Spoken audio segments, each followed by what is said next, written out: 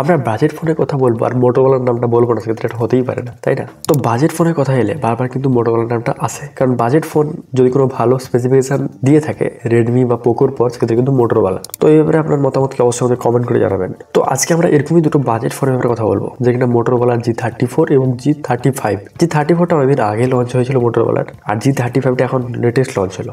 10,000 টাকার নিচে যদি কোনো 5G ফোন ব্যাপারে বলতে হয়, সেক্ষেত্রে কিন্তু G34 আগে অপশন ছিল, এখন G35।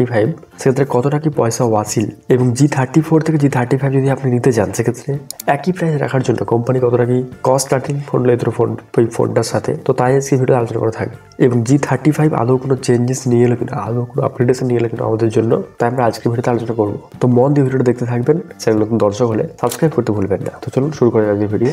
ডিজাইন এবং বিল কোয়ালিটি বললে কিন্তু মোটোরোলা ইদানিং প্রায় প্রত্যেকটা ফোনের কিন্তু ডিজাইন ওয়াইজ একই রকম, এবং বিল কোয়ালিটি অবভিয়াসলি বেটার, এবং প্রত্যেকটা ফোনই ভেকেল লেদারের ভেরিয়েন্ট থাকে, নন ভেকেল লেদার ভেরিয়েন্টও থাকে। তো এক্ষেত্রে দুটো ফোনই যেহেতু এই দামের ফোন একটা, অবশ্যই দুটো ফোনে প্লাস্টিক থাকবে, এবং দুটো ফোনই প্লাস্টিক ফ্রেম ও প্লাস্টিক ভেকেল লেদার এসছে, এবং দুটো ফোনেই ভেকেল লেদার অপশন থাকছে এবং নন ভেকেল লেদার অপশন থাকছে। 3টে করে কালার অপশন থাকছে।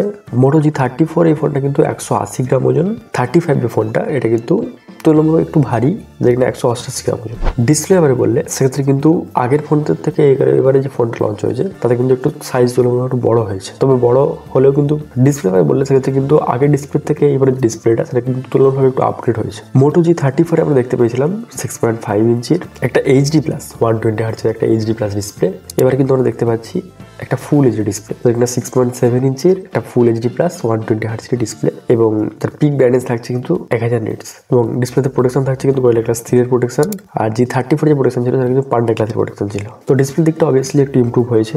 তো কস্ট কাটারমেন্টও কিন্তু করেছে কোম্পানি, কোথায় করেছে তা জানার জন্য অবশ্যই ভিডিওটা দেখতে থাকবে। তো ধীরে ধীরে আমরা বলতে থাকবো। কানেক্টিভিটির ব্যাপারটা বললে সেক্ষেত্রে কিন্তু G34 ছিল Wi-Fi 5 এবং ব্লুটুথ 5.1, সেক্ষেত্রে G35 এসেছে কিন্তু রীতিমতো Wi-Fi 5 অর্থাৎ ডুয়াল ব্যান্ড ওয়াইফাই এবং ব্লুটুথ 5.0। মেইন চেঞ্জেসটা কিন্তু এরপর থেকে পারফরমেন্সের ক্ষেত্রে কি আগের বারে G34 লঞ্চ হয়েছিল কোয়ালকমের প্রসেসর দিয়ে, যেটা 695, যেটা কিনা একটা লোয়ার বাজেট একটা ভালো প্রসেসর ছিল, যেখানে LPDDR4X RAM এবং UFS 2.2 স্টোরেজ টাইপ বেস ছিল। অপরদিকে এইবারে যে প্রসেসরটি ইউজ করা যায় ইউনিসকোড প্রসেসর, ইউনিসকোড T760, যাতে থাকছে কিন্তু LPDDR4X RAM এবং UFS 2.2 স্টোরেজ টাইপ। তো পারফরমেন্স ওয়াইজ দুটো প্রসেসর কিন্তু অলমোস্ট সিমিলার। তো ইউনিসকো হওয়ার জন্য কিন্তু কোম্পানি কিছুটা পয়সা বাঁচিয়েছে এখান থেকে, যাদের কিন্তু একটা ফুল HD+ ডিসপ্লে দিতে পেরেছে। এবারে দুটো ফোনে থাকছে কিন্তু ডুয়াল স্টুডিও স্পিকার এবং 3.5 হেডফোন জ্যাক, যেটা কিনা এই দামে এখন পাওয়া যায়। আগেরবারে কিন্তু মোটো G34 রেডি ফর ফিচার্স ছিল, অর্থাৎ মোটো যে ল্যাপটপ বা টিভির সঙ্গে যে কানেকশনটা কমিউনিকেশনটা হয় সেটা কিন্তু ছিল আগেরবারে। এবারে কিন্তু এই জিনিসটা তারা G35 কিন্তু দেয়নি। তাছাড়া আর্টিনের সফটওয়্যারের ক্ষেত্রে কি হলো, সফটওয়্যারে G34 কিন্তু এসেছিল রীতিমতো Android 14, এবং এতে 1 বছর অ্যান্ড্রয়েড আপডেট থাকবে এবং 3 বছর সিকিউরিটি আপডেট দেওয়া হচ্ছিল কোম্পানির তরফ থেকে। G35ও কিন্তু এসেছে Android 14 নিয়ে, এবং এতেই সেই অ্যান্ড্রয়েড 1 বছর অ্যান্ড্রয়েড আপডেট, অর্থাৎ আপনি Android 15 অবধি পাবেন, এবং এতে থাকবে 2 বছরের সিকিউরিটি আপডেট। ক্যামেরার ক্ষেত্রে কি হাল, আগের বারে যে ফোনটা এসেছিল G34 এটাতে কিন্তু শুধুমাত্র একটা 50 মেগাপিক্সেলের মেন সেন্সর দেওয়া হয়েছিল, পিছন ধারে আর কোনো সেন্সর ছিল না। আজ ছিল 2 মেগাপিক্সেলের, ওটা জাস্ট একটা শোকেস ক্যামেরা, এবং ফ্রন্টে ছিল কিন্তু আগের বারে 16 মেগাপিক্সেলের সেলফি ক্যামেরা। রীতিমতো এবারে G35ও কিন্তু ফ্রন্টের ক্ষেত্রে ব্যবহার করা হয়েছে 16 মেগাপিক্সেলের সেলফি ক্যামেরা, কিন্তু মেন ক্যামেরার ক্ষেত্রে কিছু লেন্স ব্যবহার করা হয়েছে, একটা 50 মেগাপিক্সেলের মেন সেন্সর এবং একটা 8 মেগাপিক্সেলের আলট্রা ওয়াইড লেন্স ব্যবহার করা হয়েছে। ভিডিও ক্যামেরার কথা বললে, ভিডিও রেকর্ডিং কথা বললে, সেক্ষেত্রে কিন্তু আগেরবারে ফ্রন্ট এবং ব্যাক উভয় ক্যামেরা দিয়ে আপনি 1080p 30 ভিডিও শুট করতে পারতেন, বাট এইবারে সেক্ষেত্রে কিন্তু ব্যাক ক্যামেরা দিয়ে আপনি ম্যাক্সিমাম 4K 30 ভিডিও শুট করতে পারবেন, আর ফ্রন্টের ক্ষেত্রে আপনি 1080p। তো যাই হোক 4K একটা অপশন দিচ্ছে, এটা বিশাল। তবে অবভিয়াসলি কোয়ালিটি কিন্তু প্রাইস অনুপাতে ভেরি করে, অর্থাৎ আপনি ভাববেন না যে মোটরোলারই 20,000 টাকা ফোনের 20,000 টাকা যে প্রাইসের যে ফোনগুলো হয় তার 4K আর 4K কোয়ালিটি একই রকম হবে। তো 4K অপশন দিচ্ছে, এটাই বিশাল আমাদের জন্য।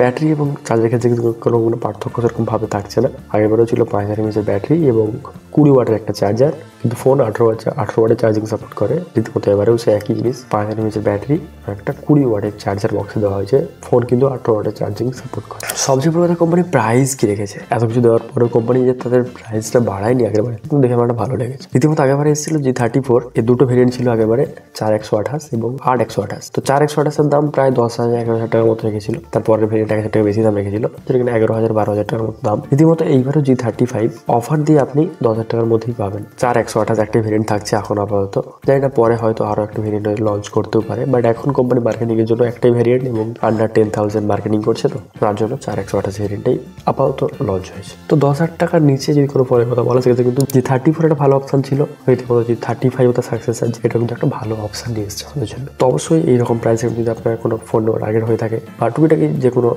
নর্মাল যারা ইউজ করেন তাদের যদি হয়ে থাকে, তো অবশ্যই ফোনটা কিন্তু একটা ভালো অপশন মোটরোলার তরফ থেকে। তো যাই হোক, আজকে ভিডিও এখানেই শেষ করছি আমরা। আর এই ফোন দুটো সম্পর্কে যদি আপনার কোনো জানার থেকে থাকে অবশ্যই নিজে কমেন্ট করবেন। তো আজকে এই অবধি।